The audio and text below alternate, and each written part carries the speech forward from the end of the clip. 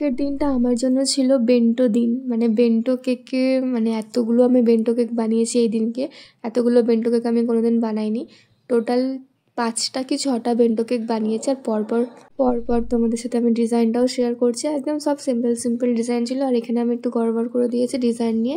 আর plus আমি ফ্লেভারটাও একটু গন্ডগোল করে দিয়েছি, কারণ এতগুলো বেন্টো কেক ছিল। একটুখানি একটা বেন্টো মানে একটা কেক এদিক ওদিক হয়ে গিয়ে চেঞ্জ হয়ে গিয়েছিল।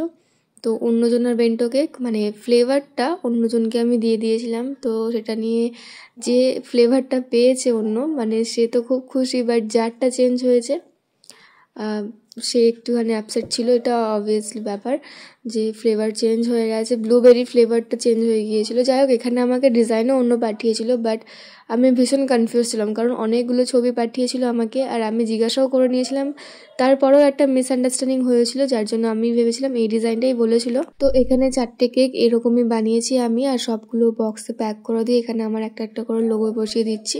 এখানের মধ্যে একটা ভ্যানিলা ফ্লেভার, স্ট্রবেরি ফ্লেভার, একটা চকলেট ফ্লেভার, একটা ব্লুবেরি ফ্লেভার করতে বলেছিল। তো এখানে চকলেট 2টো চলে এসেছে, আর একটা ব্লুবেরি অন্য মানে এই ক্লায়েন্টকে আমি দিয়ে দিয়েছি। এই কেকটা যার জন্য আমি বানিয়েছি, এটা আমাকে চকলেটই বানাতে বলেছিল। তো এই ফ্লেভারটা ওনার কাছে চলে গেছে, আর ব্লুবেরিটা এনার কাছে চলে এসেছে।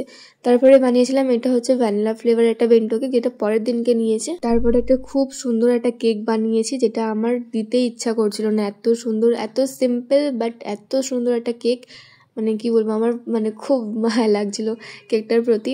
তোমরা ডিজাইনটা দেখতে থাকো, তার সাথে আমি তোমাদের সাথে একটা কথা শেয়ার করে দিই যে আমাদের নেক্সট চকলেট মেকিং ওয়ার্কশপটা হবে 7th ডিসেম্বরে। আর যেটা একটু অন্যরকম হবে, মানে সিলেবাসটা একটু চেঞ্জ হবে, যেহেতু ডিসেম্বর আর যেহেতু ক্রিসমাস। তো ক্রিসমাস স্পেশাল আমি কিছু চকলেট অ্যাড করেছি, যেগুলো করানো হবে ক্লাসে। কি চকলেট শেখানো হবে সেগুলো জানতে হলে অবশ্যই স্ক্রিনে দেওয়া নাম্বারে হোয়াটসঅ্যাপ করো, তোমাদের লিস্ট পাঠিয়ে দেবো। তো অবশ্যই হোয়াটসঅ্যাপ করো, প্লিজ কেউ কল করো না। কল করলে খুব প্রবলেম হয়ে যায়, কাজের মাঝখানে অনেক কল আসে, তো সব কল অ্যাটেন্ড করা যায় না। তো দেখো, এই কেকটার ফাইনাল লুক ছিল এইটা। আমার এত সুন্দর লাগছিল এই বোটার জন্য। একদম সিম্পল কেকটা ছিল, অফ হোয়াইট কালার আর হার্ট শেপের মধ্যে। আর প্যাকেট করার সময় তো আমার একদমই দিতে ইচ্ছা করছিল না, আমি বারবার দেখছিলাম কেকটার দিকে। যাক, কাস্টমারকে তো দিতে তো হবে।